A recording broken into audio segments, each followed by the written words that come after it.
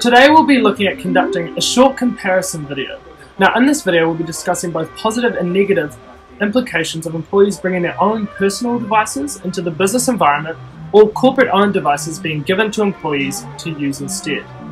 This debate has been raging on for a while now, but hopefully at the end of this video you'll have a much better idea of which method has ended up on top.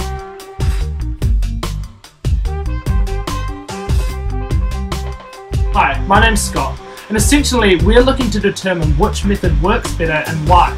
But first, what do these both look like? So what does B.Y.O.D really stand for? Well, bring your own device refers to business owners allowing employees to bring their own personal mobile devices to the workplace.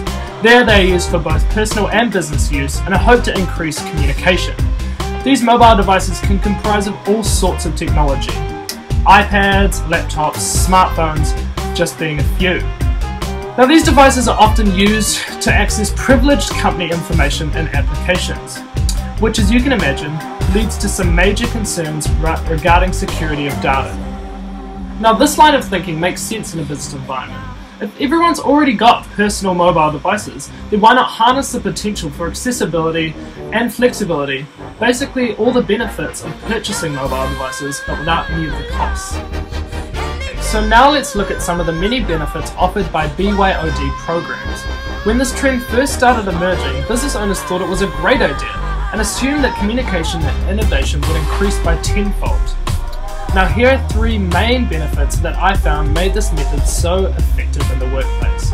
Firstly, consumers are in love with their gadgets. They'll bring them with them everywhere they go, so why not utilize them in business?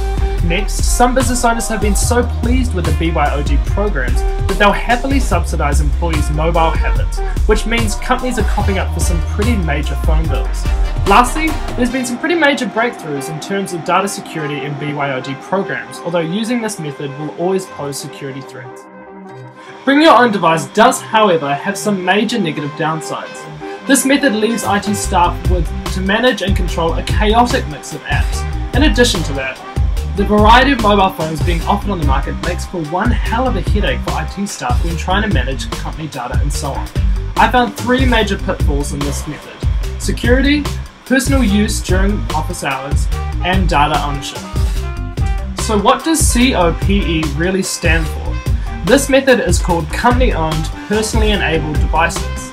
Essentially, C.O.P.E occurs when large organizations purchase mobile devices en masse.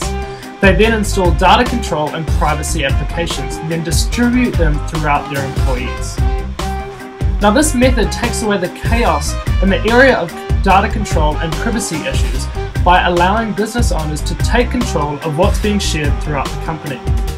Although most people assume that these devices are unable to function for anything other than work, in most cases, employees are allowed to use them for personal tasks such as private email, texting, and so on.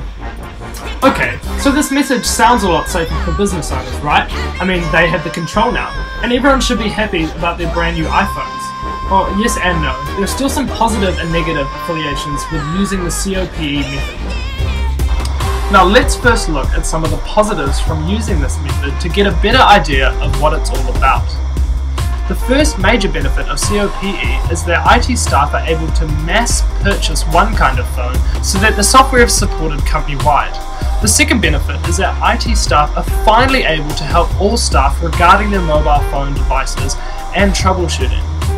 Finally, companies are able to keep phone numbers when employees move on, saving both time and money, making this method very appealing to business owners as they can keep the same number when employees leave. Now there are also some downsides to this method. The first is that unless you're functioning in a large company, there's really no use to employ this method in a small business. Now the second is that C.O.P.E really only works when the company enables and sustains a culture of trust with its employees.